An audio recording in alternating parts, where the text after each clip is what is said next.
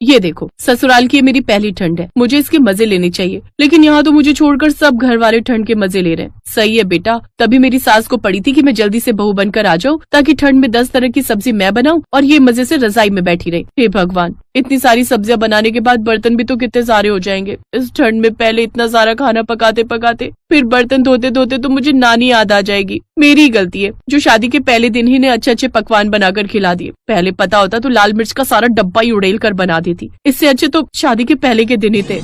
वाह, ये ठंड भी कितनी प्यारी होती है।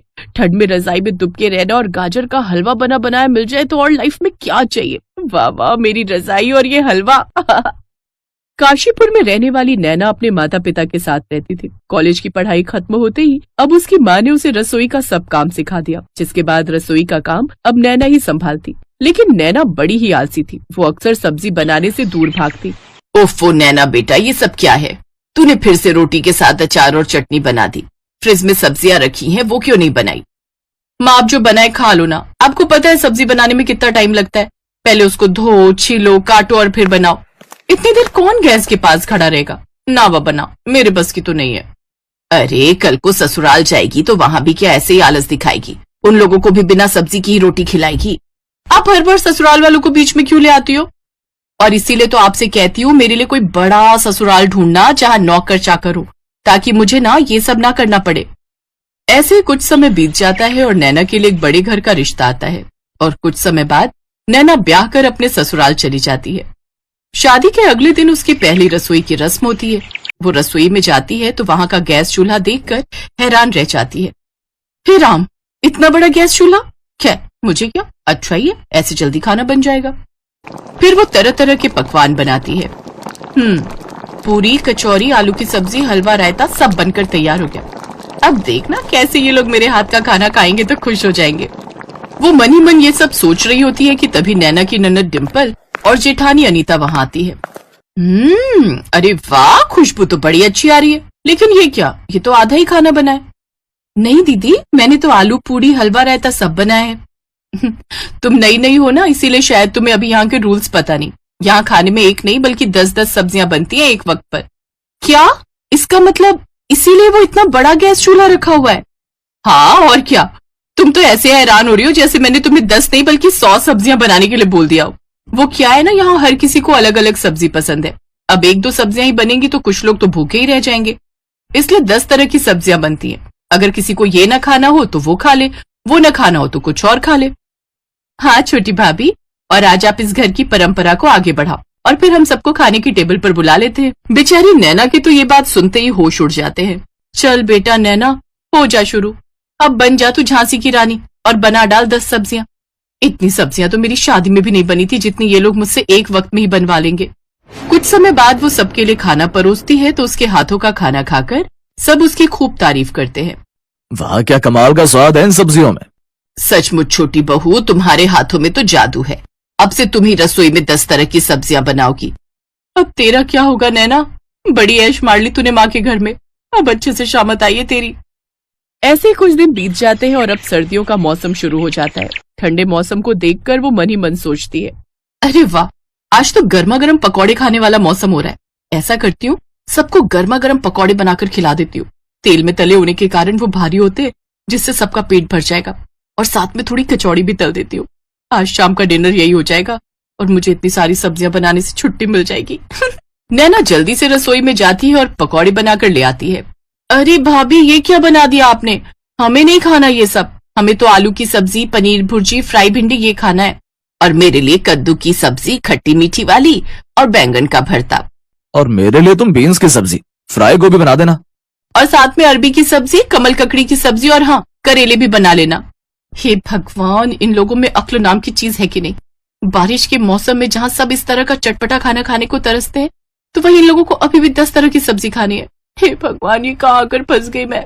बेचारी नैना रसोई में जाकर 10 तरह की सब्जियां बनाने में जुट जाती है।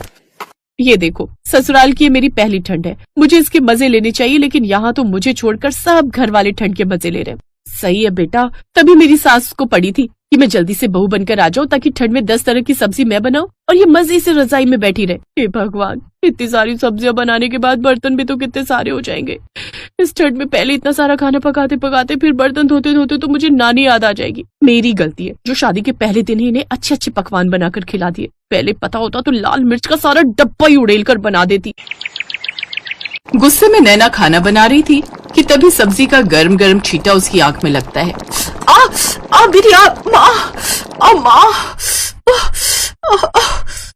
धीरे धीरे उसकी आंख लाल होने लगती है। फिर रात को जब वो सोती है तो जलन के मारे उसे और तकलीफ होती है, जिस कारण वो ठीक से सो भी नहीं पाती। मेरी आंख। अरे नैना, ये तुम्हारी आंख में लालपन तो बढ़ते जा रहा है। मैं आई ड्रॉप डाल देता हूँ, उससे तुम्हें आराम मिलेगा। रौनक नैना की आंखों में आई ड्रॉप डाल देता है, जिससे वो चैन की नींद सो जाती है। लेकिन धीरे धीरे उसकी आंखों में जलन और दर्द बढ़ता जाता है। फिर ऐसे ही कुछ समय बीत जाता है। एक रोज अलग अलग तरह की 10 सब्जियां बनाकर तुम्हें परेशान हो जाती हूँ। एक काम करती हूँ, आज आलू की अलग अलग तरह की 10 सब्जियां बना देती हूँ।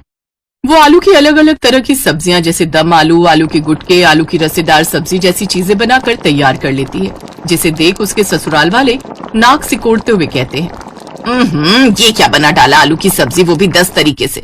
मुझे ये नहीं खाना, मेरे लिए कुछ और बना कर ले आओ।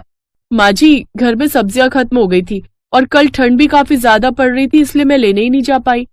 अच्छा ठीक है, लेकिन कल से जो भी हो हमें 10 तरह की सब्जियां ही खाने में चाहिए, वो भी अलग अलग तरह की, समझी?